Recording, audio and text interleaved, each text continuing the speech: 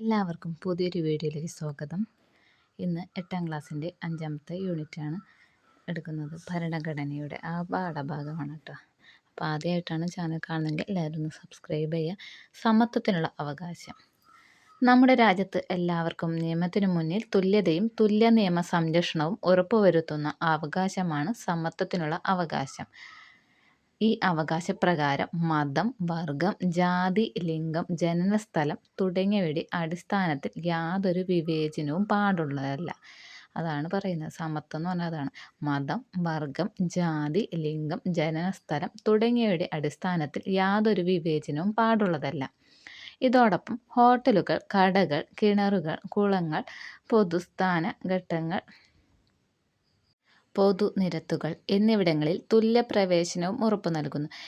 ഇങ്ങനത്തെ ഹോട്ടൽ, കട, കിണർ, കുളങ്ങൾ, പൊതുസ്ഥലങ്ങൾ അങ്ങനത്തെ എല്ലാവർക്കും തുല്യ പ്രവേശനമാണ്. പൊതുജോലികളിലെ അവസര സമത്വവും തൊട്ടുകൂടായ്മ നിരോധനവും സ്ഥാനപ്പേരുകൾ നിർത്തലാക്കലും ഈ അവകാശപ്രകാരം ഉറപ്പുവരുത്തുന്നു.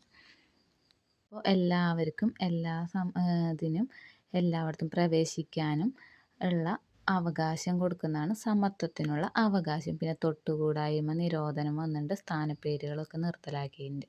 ഇനി സ്വാതന്ത്ര്യത്തിനുള്ള അവകാശം.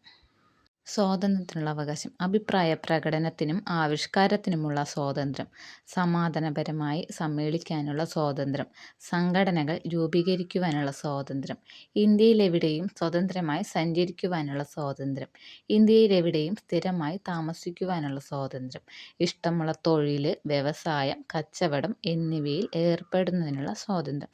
നമുക്ക് നമ്മളെ അഭിപ്രായങ്ങൾ തുറന്നു പറയാനും എവിടെ പോവാനും എവിടെ സ്ഥിരമായിട്ട് താമസിക്കാനും എല്ലാത്തിനുള്ള സ്വാതന്ത്ര്യമാണ്. നമുക്ക് ഇഷ്ടമുള്ള ജോലി ചെയ്യാം, വ്യവസായമായാലും കച്ചവടമായാലും എല്ലാത്തിനും നമുക്ക് സ്വാതന്ത്ര്യത്തിനുള്ള അവകാശമാണ് സ്വാതന്ത്ര്യത്തിനുള്ള അവകാശം. ഇനി അടുത്തത് വിദ്യാഭ്യാസ അവകാശം കേട്ടോ. ഇവ കൂടാതെ വിദ്യാഭ്യാസത്തിനുള്ള അവകാശം, ജീവനും വ്യക്തി സ്വാതന്ത്ര്യത്തിനുമുള്ള അവകാശം തുടങ്ങിയ അവകാശങ്ങൾ 20 മുതൽ 22 വരെയുള്ള അനുച്ഛേദങ്ങളിൽ പ്രതിപാദിക്കുന്നുണ്ട്. രാജ്യത്തിൻ്റെ അഖണ്ഡത, പരമാധികാരം, സുരക്ഷിതത്വം തുടങ്ങിയ സാഹചര്യങ്ങൾ ഈ സ്വാതന്ത്ര്യങ്ങൾ യുക്തിസഹമായ നിയന്ത്രണങ്ങൾക്ക് വിധേയമാണ്. നമുക്ക് വിദ്യാഭ്യാസത്തിനുള്ള അവകാശമുണ്ട്, ജീവനും വ്യക്തി സ്വാതന്ത്ര്യമുള്ള അവകാശം തുടങ്ങിയ അവകാശങ്ങൾ 20 മുതൽ 22 വരെയുള്ള അനുച്ഛേദങ്ങളിലാണ് അതിനെക്കുറിച്ച് പറയുന്നത്. വിദ്യാഭ്യാസ അവകാശ നിയമം 2009 വിദ്യാഭ്യാസ അവകാശ നിയമം പാർലമെൻറ്റ് അംഗീകരിച്ചു.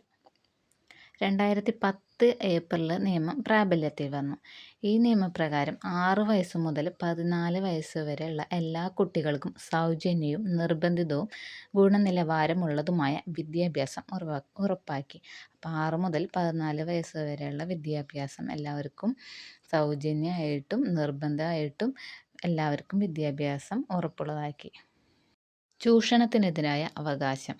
നമ്മുടെ രാജ്യത്ത് പല വിഭാജനങ്ങളും ചൂഷണം ചെയ്യപ്പെടുന്നതായിട്ടുള്ള സാമൂഹിക സാഹചര്യം നിലനിന്നിരുന്നു.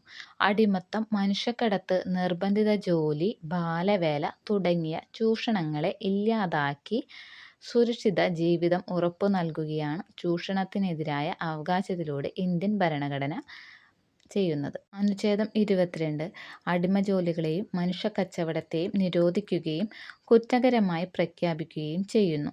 അനുച്ഛേദം 24 പ്രകാരം 14 വയസ്സിന് താഴെയുള്ള കുട്ടികളെ ഖനികളിലോ വ്യവസായശാലകളിലോ മറ്റ് അപകടമുള്ള മേഖലകളിൽ ജോലി ചെയ്യിക്കുന്നതിന് നിരോധിക്കുന്നു. അതാണ് ചൂഷണത്തിനെതിരായ അവകാശം. സാംസ്കാരികവും വിദ്യാഭ്യാസപരമായ അവകാശങ്ങൾ. വൈവിധ്യങ്ങൾ നിറഞ്ഞ ഒരു രാജ്യമാണ് നമ്മുടെ ഇന്ത്യ. മതപരവും ഭാഷാപരവും സാംസ്കാരികവുമായ ന്യൂനപക്ഷ വിഭാഗങ്ങൾ ഈ വൈവിധ്യത്തിൻ്റെ സവിശേഷതയാണ്. രാജ്യത്തിൻ്റെ ഏതെങ്കിലും ഒരു പ്രത്യേക ഭാഗത്തോ രാജ്യത്തൊട്ടാകെയോ മറ്റ് വിഭാഗങ്ങളെക്കാൾ എണ്ണത്തിൽ കുറവുള്ളവരും ഒരു പൊതുഭാഷയോ മതമോ സംസ്കാരമോ പിന്തുടരുന്നവരുമായ ജനവിഭാഗങ്ങളാണ് ന്യൂനപക്ഷങ്ങൾ. ന്യൂനപക്ഷ വിഭാഗങ്ങൾക്ക് അവരുടെ സംസ്കാരം, ഭാഷയും ലിപിയും സംരക്ഷിക്കുന്നതിനും വികസിപ്പിക്കുന്നതിനുമുള്ള മാർഗങ്ങളാണ് സാംസ്കാരികവും വിദ്യാഭ്യാസപരമായ അവകാശങ്ങൾ. ന്യൂനപക്ഷ വിഭാഗങ്ങൾക്ക് അവരുടെ സംസ്കാരവും ഭാഷയും ലിപിയും സംരക്ഷിക്കുന്നതിനും വികസിപ്പിക്കുന്നതിനുമുള്ള മാർഗങ്ങളാണ് സാംസ്കാരികവും വിദ്യാഭ്യാസപരവുമായ അവകാശങ്ങൾ. ഇതുപ്രകാരം മതപരവും ഭാഷാപരവും സാംസ്കാരികവുമായ എല്ലാ ന്യൂനപക്ഷങ്ങൾക്കും അവരുടേതായ വിദ്യാഭ്യാസ സ്ഥാപനങ്ങൾ സ്ഥാപിക്കുന്നതിനും നടത്തുന്നതിനുമുള്ള അവകാശമുണ്ട്. അതിലൂടെ അവർക്ക് സ്വന്തം സംസ്കാരത്തെ സംരക്ഷിക്കുവാനും പരിപോഷിക്കുവാനും സാധിക്കും. അപ്പോൾ സാംസ്കാരികവും വിദ്യാഭ്യാസപരമായ അവകാശങ്ങളാണ് നമ്മൾ ഇപ്പോൾ തന്നെ കണ്ടത്. അപ്പോൾ ന്യൂനപക്ഷ വിഭാഗങ്ങൾക്ക് അവരുടെ സംസ്കാരവും ഭാഷ ലിപി സംരക്ഷിക്കുന്നതിനും വികസിപ്പിക്കുന്നതിനുള്ള മാർഗങ്ങളാണ് ഈ അവകാശം കൊണ്ട് അർത്ഥമാക്കുന്നത്.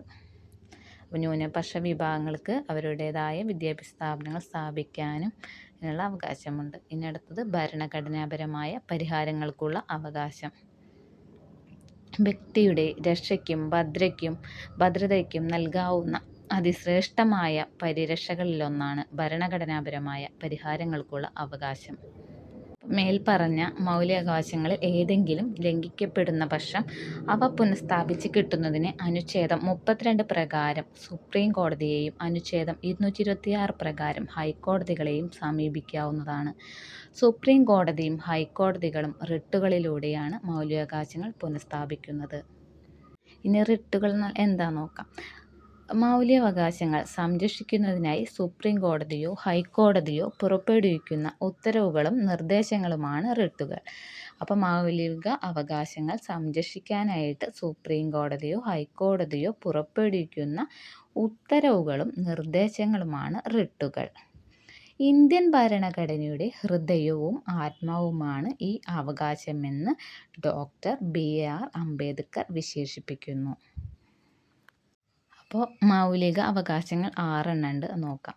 സമത്വത്തിനുള്ള അവകാശം, സ്വാതന്ത്ര്യത്തിനുള്ള അവകാശം, ചൂഷണത്തിനെതിരായ അവകാശം, മതസ്വാതന്ത്ര്യത്തിനുള്ള അവകാശം, സാംസ്കാരികവും വിദ്യാഭ്യാസപരവുമായ അവകാശങ്ങൾ, ഭരണഘടനാപരമായ പരിഹാരങ്ങൾക്കുള്ള അവകാശം.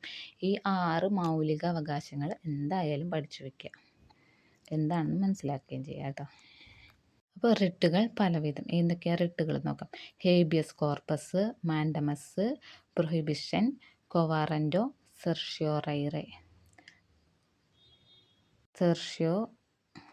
ഇനി ഹേബിയസ് കോർപ്പസ് എന്ന് പറഞ്ഞാൽ അന്യായമായിട്ട് തടങ്കലിൽ വെച്ചിട്ടുള്ള ഒരാളെ കോടതിക്ക് മുൻപാകെ ഹാജരാക്കാൻ അവകാശപ്പെട്ടിട്ട് കോടതി പുറപ്പെടുവിക്കുന്ന ഉത്തരവാണ് ഹേബിയസ് കോർപ്പസ്. ഇനി മാൻഡമസ് എന്ന് പറഞ്ഞാൽ ഒരു ഉദ്യോഗസ്ഥൻ തൻ്റെ നിയമപരമായ കർത്തവ്യം നിറവേറ്റാത്തത് കൊണ്ട് മറ്റൊരു വ്യക്തിയുടെ അവകാശം ഹനിക്കപ്പെടുന്നതായി കോടതി കണ്ടെത്തുമ്പോൾ പുറപ്പെടുവിക്കുന്ന ഉത്തരവാണ് മാൻഡമസ്. ഇനി പ്രൊഹിബിഷൻ എന്ന് പറഞ്ഞാൽ തങ്ങളുടെ അധികാരപരിധിയിൽ വരാത്തൊരു കേസ് കീഴ്ക്കോടതികൾ പരിഗണിക്കുന്നത് വിലക്കിക്കൊണ്ടുള്ള സുപ്രീം കോടതിയുടെയോ ഹൈക്കോടതിയുടെ ഉത്തരവാണ് പ്രൊഹിബിഷൻ. ഇനി കോവാറൻറ്റോ, ഒരു ഉദ്യോഗസ്ഥൻ അർഹതയില്ലാത്ത സ്ഥാനം വഹിക്കുന്നത് തടഞ്ഞുകൊണ്ട് കോടതി പുറപ്പെടുവിക്കുന്ന ഉത്തരവാണ് കോവാറൻറ്റോ. ഇനി സെർഷ്യോറൈറെ, ഒരു കീഴ്ക്കോടതിയുടെ പരിഗണനയിലിരിക്കുന്ന കേസ് മേൽക്കോടതിയിലേക്ക് കൈമാറ്റം ചെയ്യാനുള്ള ഉത്തരവാണ് സെർഷ്യോറൈറെ. ഇനി നയത്തിൻ്റെ നിർദ്ദേശക തത്വങ്ങൾ. അവകാശങ്ങൾക്കും സ്വാതന്ത്ര്യങ്ങൾക്കുമൊപ്പം സാമൂഹിക സാമ്പത്തിക നീതിക്കും തുല്യ പ്രാധാന്യമുണ്ട്. ഇത് കൈവരിക്കുന്നതിനുള്ള ആശയങ്ങളാണ് രാഷ്ട്രനയത്തിൻ്റെ നിർദ്ദേശക തത്വങ്ങളിൽ ഉൾപ്പെടുത്തിയിട്ടുള്ളത്.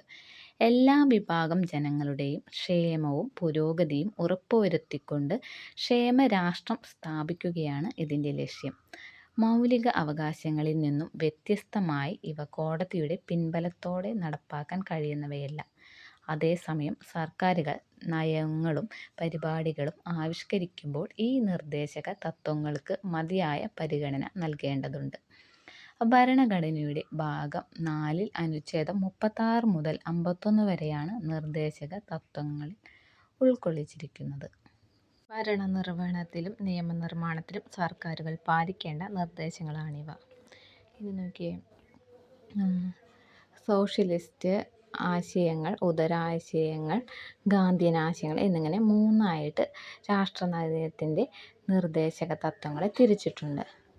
ഉദാര ആശയങ്ങൾ, സോഷ്യലിസ്റ്റ് ആശയങ്ങൾ, ഗാന്ധിയൻ ആശയങ്ങൾ. അതിൽ ഉദാര ആശയങ്ങളിൽ വരുന്നതാണ് അന്താരാഷ്ട്ര സമാധാനവും സുരക്ഷിതത്വവും അഭിവൃദ്ധിപ്പെടുത്തുക, പൗരർക്ക് ഏകരൂപമായ നിയമസംഹിത, തുല്യനീതിയും സൗജന്യ നിയമസഹായവും, 6 വയസ്സിൽ താഴെയുള്ള കുട്ടികൾക്ക് പരിചരണവും വിദ്യാഭ്യാസവും വ്യവസ്ഥ ചെയ്യൽ, പരിസ്ഥിതി, കന്നുകാലി, വന്യജീവി സംരക്ഷണം. ഇനി സോഷ്യലിസ്റ്റ് ആശയങ്ങളിൽ വരുന്നതാണ് തൊഴിലാളികൾക്ക് ജീവിക്കാനാവശ്യമായ വേതനം, സ്ത്രീക്കും പുരുഷനും തുല്യ ജോലിക്ക് തുല്യ വേതനം, വ്യവസായശാലകളുടെ നടത്തിപ്പിൽ തൊഴിലാളികളുടെ പങ്കാളിത്തം, തൊഴിൽ ചെയ്യുന്നതിനുള്ള അവകാശം, നീതിപൂർവവും മാനുഷികവുമായ തൊഴിൽ സാഹചര്യങ്ങളും പ്രസവാനുകൂല്യങ്ങളും ഉറപ്പുവരുത്തുക. ഗാന്ധിയൻ ആശയങ്ങൾ: ഗ്രാമപഞ്ചായത്തുകൾ സംഘടിപ്പിക്കുക, കുടിൽ വ്യവസായങ്ങൾ പരിപോഷിപ്പിക്കുക, കൃഷിയും മൃഗസംരക്ഷണവും, ലഹരി പാനീയങ്ങളുടെയും ആരോഗ്യത്തിന് ഹാനികരമായ മരുന്നുകളുടെയും ഉപഭോഗത്തിനുള്ള നിരോധനം, പട്ടികജാതി പട്ടികവർഗ വിഭാഗങ്ങളുടെയും മറ്റ് ദുർബല വിഭാഗങ്ങളുടെയും ഉന്നമനം. ഇതൊക്കെയാണ് ഗാന്ധിയൻ ആശയങ്ങളിൽ വരുന്നത്. ഗ്രാമപഞ്ചായത്തുകൾ സംഘടിപ്പിക്കുക, കുടിൽ വ്യവസായം പരിപോഷിപ്പിക്കുക, കൃഷിയും മൃഗസംരക്ഷണവും. മൗലികാവകാശങ്ങളും നിർദ്ദേശക തത്വങ്ങളും വ്യത്യാസങ്ങൾ. ഇന്ത്യൻ ഭരണഘടനയിൽ പ്രതിപാദിക്കുന്ന മൗലികാവകാശങ്ങളും രാഷ്ട്ര നയത്തിൻ്റെ നിർദ്ദേശക തത്വങ്ങളും പരസ്പര പൂരകങ്ങളാണ്. മൗലികാവകാശങ്ങൾ ഗവൺമെൻറ്റിൻ്റെ അധികാരങ്ങൾക്ക് പരിധി നിർണ്ണയിക്കുമ്പോൾ നിർദ്ദേശക തത്വങ്ങൾ ചില കാര്യങ്ങൾ ചെയ്യാൻ ഗവൺമെൻറ്റിനെ പ്രേരിപ്പിക്കുന്നു. മൗലിക അവകാശങ്ങൾ പ്രധാനമായും വ്യക്തികളുടെ അവകാശങ്ങളെയാണ് സംരക്ഷിക്കുന്നത്. ഇതൊക്കെയാണ് മൗലികാവകാശങ്ങളും നിർദ്ദേശവും തമ്മിലുള്ള വ്യത്യാസങ്ങൾ. സാമൂഹിക സാമ്പത്തിക നീതി ലക്ഷ്യം വെച്ചുകൊണ്ടുള്ള നിർദ്ദേശങ്ങൾ. സാമൂഹ്യ സാമ്പത്തിക നീതി ലക്ഷ്യം വെച്ചുകൊണ്ടുള്ള നിർദ്ദേശങ്ങളാണ് രാഷ്ട്ര നയത്തിൻ്റെ നിർദ്ദേശക തത്വങ്ങളായി ഭരണഘടനയിൽ ഉൾക്കൊള്ളിച്ചിരിക്കുന്നത്. കാലാകാലങ്ങളിൽ ആവശ്യാനുസൃതം ഈ നിർദ്ദേശങ്ങൾ പലതും നിയമനിർമ്മാണത്തിലൂടെ നടപ്പിലാക്കാറുണ്ട്.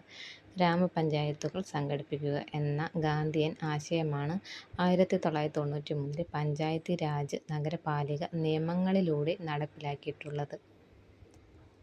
2009 വിദ്യാഭ്യാസ അവകാശ നിയമത്തിലൂടെ നടപ്പിലാക്കിയിട്ടുള്ളത്. 1986 പരിസ്ഥിതി സംരക്ഷണ നിയമവും ഉദാര ആശയത്തിൻ്റെ പ്രതിഫലനമാണ്. 1976 തുല്യവേതന നിയമം സോഷ്യലിസ്റ്റ് ആശയമായ സ്ത്രീക്കും പുരുഷനും തുല്യ ജോലിക്ക് തുല്യ വേതനം എന്ന തത്വം പ്രാവർത്തികമാക്കുന്നതിനായി നടപ്പാക്കിയതാണ്. എന്നാൽ നിർദ്ദേശക തത്വങ്ങൾ സമൂഹത്തിലെ എല്ലാ ജനവിഭാഗങ്ങളുടെയും ക്ഷേമം ഉറപ്പുവരുത്തുന്നു. മൗലിക അവകാശങ്ങൾ ലംഘിക്കപ്പെടുമ്പോൾ സുപ്രീം കോടതിയെയോ ഹൈക്കോടതിയെയോ സമീപിക്കാൻ സാധിക്കും. നിർദ്ദേശക തത്വങ്ങൾ ലംഘിക്കപ്പെട്ടാൽ കോടതിയെ സമീപിക്കാൻ സാധിക്കുകയില്ല. മൗലിക അവകാശങ്ങളിൽ ഭേദഗതി വരുത്തുന്നതിനായി സങ്കീർണമായ നടപടിക്രമങ്ങൾ ആവശ്യമാണ്.